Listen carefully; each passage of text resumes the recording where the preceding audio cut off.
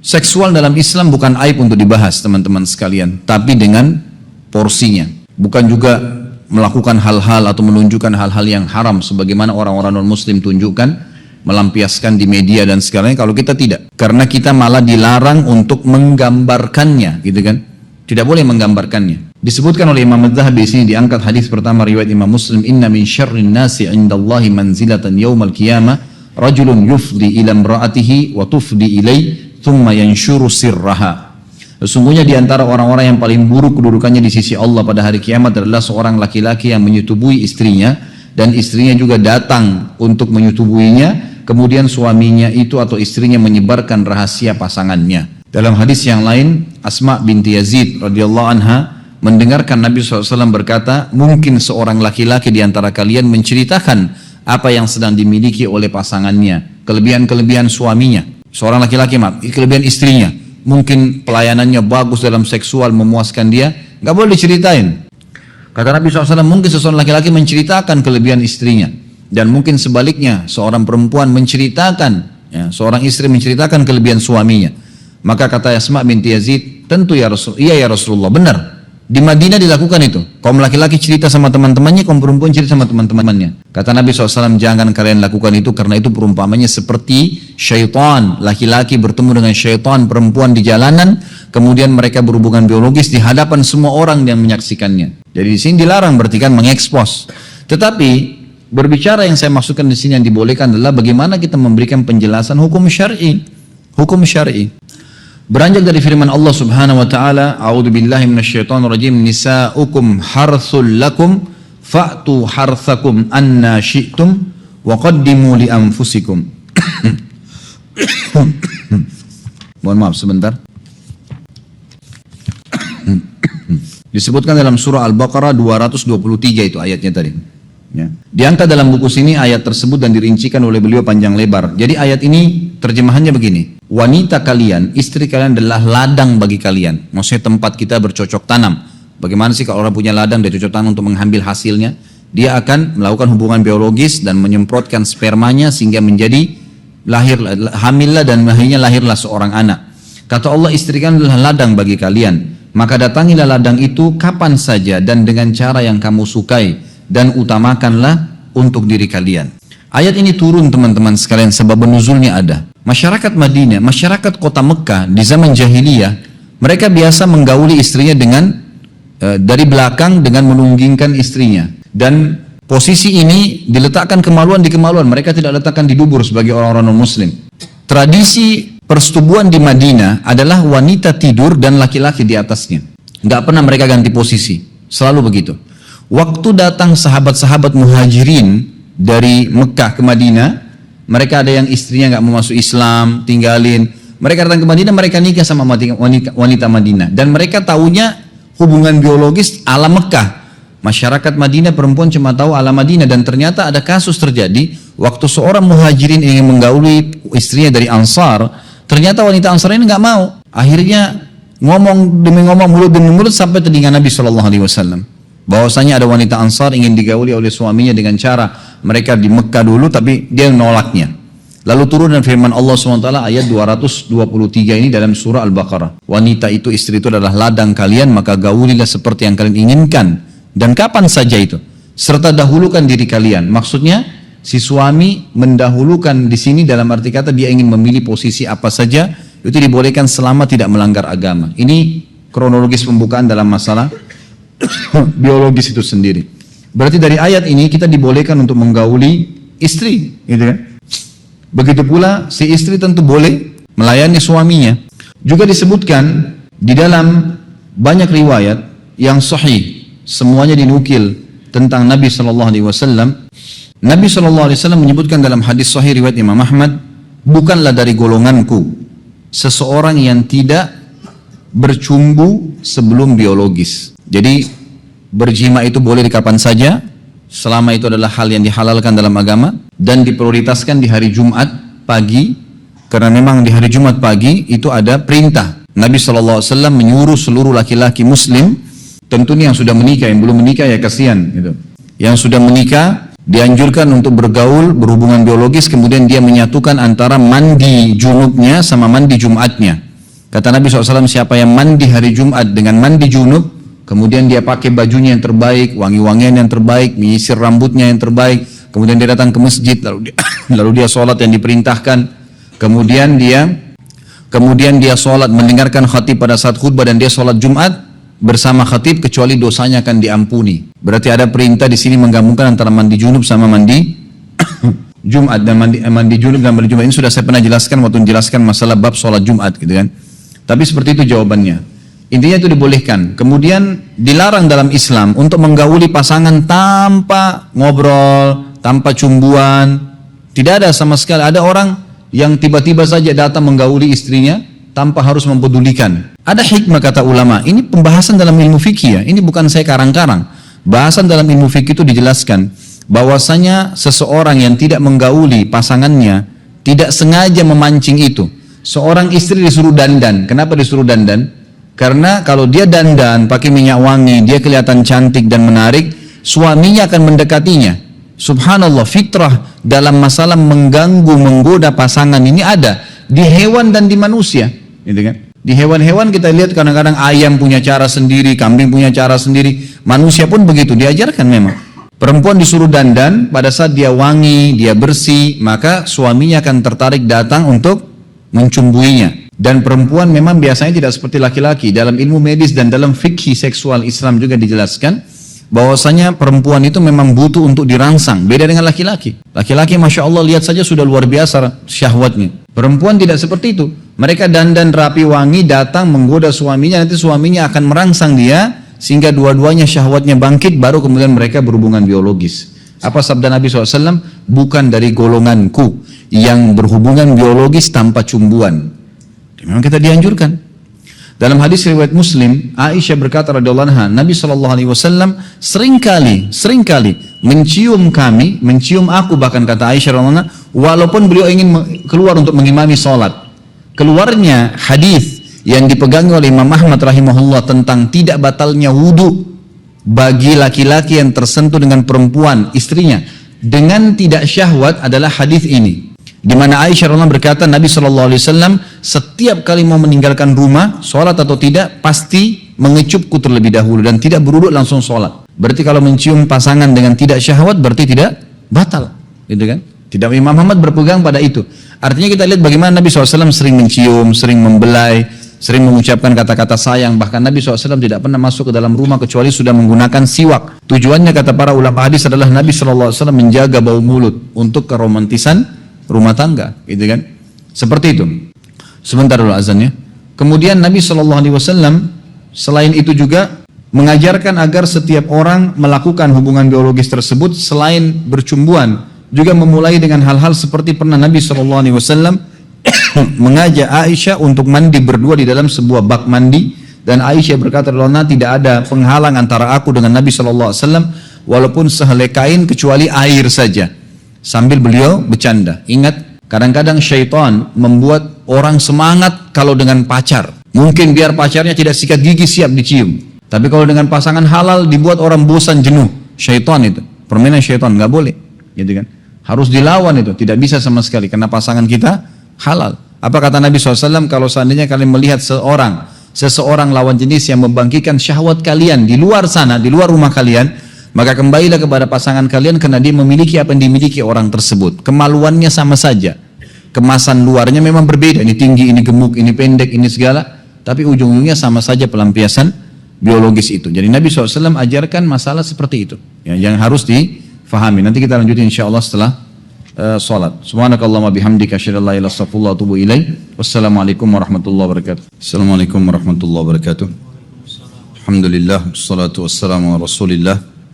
Berapa hal yang belum dituntaskan adalah berhubungan biologis dalam Islam dianjurkan pada saat selesai akad nikah, dan itu memiliki pahala yang besar. Di antaranya hadis Bukhari menjelaskan fi bid'i ahadikum sadaqah, di kemaluan salah seorang kalian ada sedekah, pahala yang besar. Qalu ya Rasulullah anati ahluhuna walana fihi ajr, apakah kami menggauli istri kami dan kami mendapatkan pahala? Qala ara'aitum law wada'tumu fil haram alakumul wizr, tidakkah kalian lihat kalau kalian letakkan kemaluan kalian pada yang haram, zina, maka kalian dapat dosa besar? Maka kata Nabi SAW, fakadzalika fil halal, begitu pula dalam keadaan halal. Jadi dalam Islam malah dianjurkan. Nabi SAW disebutkan di dalam hadis riwayatkan Imam Muslim, anna Nabi SAW kana yatufu ala nisa'i bi ghuslin wahid, bahwasanya seringkali atau pernah Nabi SAW menggauli istri-istri beliau dengan sekali mandi, dan ini Nabi SAW lakukan dalam sehari. Kemudian Nabi SAW juga menitipkan pesan kepada kita di dalam hadis riwayat Imam Muslim, idza ata ahadukum ahlahu thumma arada an ya'ud falyatawadda. Adanya motivasi agar seorang muslim melampiaskan syahwatnya kepada istrinya dan istri kepada suaminya, ini ditekankan sekali dalam Islam. Selain janji pahala yang besar tadi, juga Nabi SAW mencontohkan dalam satu hari, karena beliau poligami, beliau menggauli istrinya, dan itu digilir dengan cara mandi satu kali saja. Artinya menggauli masing-masing tersebut, terakhir baru beliau mandi junub untuk semua junub yang terjadi. Hadis tadi yang saya sebutkan riwayat Imam Muslim, dikatakan jika salah seorang di antara kalian ingin kembali mengulangi menggauli istrinya, maka sebaiknya dia berwudu terlebih dahulu, karena itu akan lebih memudahkan dia atau memberinya semangat. Hadis ini juga kata ulama hadis adalah ada pemahaman dianjurkan setiap muslim agar mengulangi hubungan biologis itu. Dari sini juga sebagian ulama hadis mengatakan dianjurkan agar setiap muslim dan muslimah mengkonsumsi makanan-makanan yang sehat dan halal, kemudian memilih waktu dan tempat yang tepat untuk melakukan hubungan biologis. Bahkan Abdullah bin Umar radhiyallahu anhuma menjadikan hubungan jima adalah ibadah setelah berbuka puasa. Beliau radhiyallahu anhuma setelah berbuka puasa, sholat maghrib, langsung beliau menggauli istrinya karena menganggap itu adalah ibadah yang besar pahalanya setelah berbuka puasa. Kemudian juga disebutkan bahwasanya Nabi SAW seringkali memotivasi para sahabat untuk menikah, termasuk para wanita yang sudah janda, di mana Nabi SAW memotivasi para sahabat laki-laki untuk menikahi istri-istri para mujahidin yang sudah meninggal dunia agar tidak tertinggal siapapun di kota Madinah kecuali semuanya dalam kondisi berpasangan. Jadi ini juga termasuk adanya motivasi dalam agama Islam agar mereka selalu memiliki pasangan, dan tentu tujuan utama tadi termasuk adalah untuk memenuhi hubungan kebutuhan biologisnya.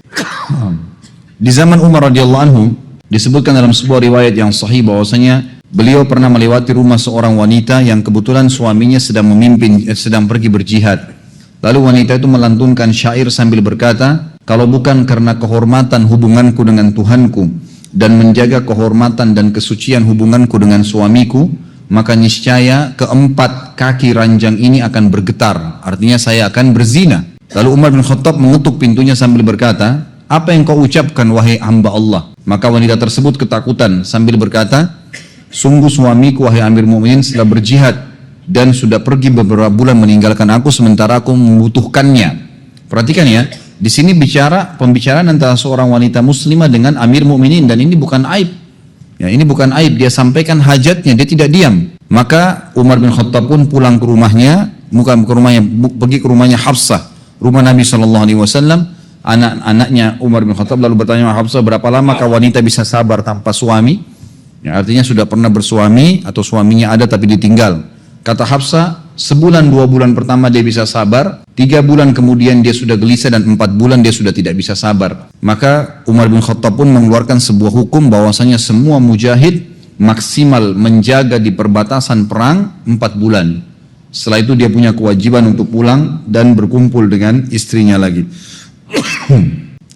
Cukup banyak dalil-dalil yang membicarakan tentang masalah ini, dan termasuk juga dalam masalah hubungan biologis. Kata ulama, semua gerakan, semua tata cara yang tidak menyakiti fisik pasangan dan tidak melakukan hal yang diharamkan dalam agama boleh, walaupun tidak dirincikan secara agama. Karena memang dalam buku ini nanti Anda kalau beli akan temukan banyak sekali beliau jelaskan tentang posisi biologis itu yang tidak memiliki dalil. Tapi umumnya kembali kepada ayat tadi Al-Baqarah 223. Wanita atau istri itu adalah ladang kalian, maka gaulilah kapan saja dan bagaimana saja. Gitu kan? Bagaimana saja di sini masuk dalam seluruh gerakan yang dibolehkan, kecuali yang diharamkan, dan bahasan kita malam ini adalah hubungan biologis yang diharamkan. Lalu dirincikanlah bahwasanya hal-hal yang diharamkan, pertama menggauli istri dari dubur. Selama diletakkan di kemaluan maka hukumnya halal.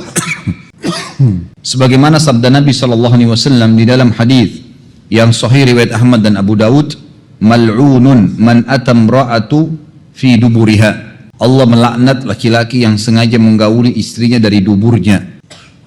Di dalam hadis yang lain, siapa yang mendatangi dukun dan peramal serta menggauli istrinya dari dubur dan menggauli istrinya pada saat sedang haid, maka dia telah kufur kepada apa yang diturunkan kepada Muhammad sallallahu alaihi wasallam. Bayangkan ya, menggauli istri dari satu sisi pahalanya besar, dimotivasi dari tadi banyak hadis yang sudah kita sebutkan, dan satu sisi kalau dia lakukan hal yang diharamkan maka berbahaya, bisa sampai tingkat jauh, dosa kufur bisa didapatkan. Maka tidak boleh menggauli istri dari dubur, dilaknat berarti diangkat berkah hidupnya. Kemudian dalam hadis yang lain juga, hadis ini diriwayatkan oleh Imam Tirmidzi dengan sanad yang hasan sahih nomor 1176, la yanzurullahu ila rajulin jama'a imra'atun fi duburiha. Allah tidak akan melihat seorang laki-laki, yang sengaja menggauli istrinya dari duburnya. Yang kedua, tidak boleh menggauli wanita pada saat haid dan nifas di kemaluannya. Sabda Nabi SAW diriwayatkan oleh Abu Dawud dan juga Tirmidzi, man ata haidan fi farjiha aw imra'atun fi duburiha aw kahinan fasaddaqa faqad kafar aw qala bari'a minhu mimma unzila ala Muhammad. Barang siapa yang menggauli istrinya yang sedang haid di kemaluannya, atau menggauli istrinya di duburnya, atau mendatangi seorang dukun dan peramal lalu membenarkannya, maka dia telah kufur terhadap apa yang diturunkan kepada Muhammad sallallahu alaihi wasallam. Sementara kalau haid digauli seorang istri tanpa kemaluannya, selain kemaluannya, maka hukumnya boleh. Sebagaimana disebutkan dalam hadis Bukhari bahwasanya Aisyah berkata radhiyallahu anha, Nabi SAW, terjemahannya langsung, Nabi SAW kalau ingin menggauli kami, mencumbui kami pada saat kami sedang haid, artinya bukan cuma Aisyah, semua istri beliau, tapi Aisyah menukil secara umum. Maka Nabi SAW menyuruh meletakkan kain dan mengikatnya dengan kuat di daerah kemaluan, lalu beliau menggauli kami. Jadi Nabi SAW tetap melampiaskan syahwatnya. Jadi intinya tidak boleh meletakkan di dubur, umum itu, ya, adalah haid atau tidak. Kemudian tidak boleh meletakkan kemaluan di kemaluan pada saat haid dan nifas. Tapi kalau haid dan nifas tidak diletakkan di kemaluan maka hukumnya halal. Dikatakan juga dalam hadis Bukhari bahwasanya seorang sahabat bertanya kepada Nabi SAW, ya Rasulullah, bagaimana kalau seandainya saya menggauli istri saya sementara dia haid? Maka kata Nabi SAW, lakukan apa saja kecuali jima. Jima artinya meletakkan kemaluan di kemaluan. Tentu ulama di sini memanjang lebar menjelaskan tentang masalah kesehatan, bahayanya penyakit kelamin yang akan disebabkan oleh darah haid dan nifas. Karena kalau disebutkan haid berarti nifas sama, yaitu darah-darah kotor yang tidak boleh sama sekali. Allah menyebutkan dalam Al-Quran, adzan fa'tazilun nisa'a fil mahid. Adzan itu artinya penyakit, ya. Darah itu, maka jauhilah. Fa'tazilu itu artinya jauhi kemaluannya pada saat sedang haid. Lalu Allah SWT mengatakan, memberitakan berita gembira kepada orang yang beriman, artinya tidak diharamkan ini, gitu kan. Kalau seandainya sudah bersih, fa'idha tatahharna fa'tuhunna min haitsu amarakumullah. Kalau sudah suci, istri-istri kalian, silakan kalian gauli di tempat yang Allah telah izinkan kalian. Kata ulama tafsir, kemaluannya, gitu kan. Jadi itu dibolehkan dalam agama Islam. Beberapa hal yang ditekankan oleh para ulama agar tidak terjadi kejenuhan adalah bolehnya setiap orang tetap menjaga kebersihan, kerapian, wanginya tubuh, dan juga tetap melayani pasangan. Ya, tetap melayani pasangan. Di sini dalam arti kata istri melayani suami, suami melayani istri. Tapi kalau istri lagi haid, tetap dia melayani suaminya. Sebagaimana yang dibolehkan dalam agama, sebagaimana dibolehkan di dalam agama. Selain daripada ini, ya, kalau kegiatan-kegiatan yang diharamkan dalam agama, ya seperti selain yang tidak diharamkan dalam agama, selain dubur, kemaluan pada saat haid dan nifas, maka dibolehkan. Semuanya boleh. Termasuk dititik beratkan, kalau dalam buku tadi ini dijelaskan secara khusus masalah istimna. Onani bagi laki-laki secara sendiri haram. Tapi kalau onani dilakukan oleh istrinya maka halal. Itu tidak ada masalah, tidak berdosa. Sebagaimana juga kalau laki-laki mungkin sedang sakit, kemudian dia memuaskan istrinya bukan dengan meletakkan kemaluan di kemaluan, tapi dia memuaskannya dengan ya, tangannya, maka itu juga dibolehkan di dalam agama Islam. Itu disepakati oleh umumnya ulama dalam buku-buku fikih, dan itu sudah dijelaskan panjang lebar. Termasuk berhubungan dengan masalah jima adalah bolehnya seseorang azal. Azal itu adalah meletakkan atau mengeluarkan air mani di luar kemaluan istri. Kata beberapa sahabat dalam hadis Bukhari, kami berazal di zaman Nabi SAW dan Al-Quran turun, sementara kami tidak dilarang. Dalam riwayat lain dikatakan ada beberapa sahabat yang ingin menunda kehamilan istrinya, maka mereka berazal, mengeluarkan sperma di kemaluan istri, dari kemaluan istrinya, maka Nabi SAW membolehkannya. Nabi SAW membolehkannya. Ini termasuk hal-hal yang dianjurkan. Intinya, ya secara umum insya Allah apa yang kita ingin titik beratkan sudah jelas. Dosa besar ke-95 ini adalah tidak bolehnya seseorang menggauli istrinya di dubur secara mutlak, dan tidak boleh juga, tentu ini di sini memasukkan kemaluan di dubur ya. Sebagian ulama fikih memang sangat ya terbuka. Mereka mengatakan kalau meletakkan zakar itu di antara dua ya pantat istri, ya dubur istri, bukan di lubangnya, maka itu dibolehkan pada saat haid dan nifas. Itu lain, itu bahasan sendiri. Tapi yang jelas di sini dikatakan bahwasanya tidak boleh meletakkan kemaluan di dubur, itu haram, dan juga tidak boleh haid dan nifas. Kurang lebih seperti itu. Selebihnya maka dibolehkan, Allahu a'lam.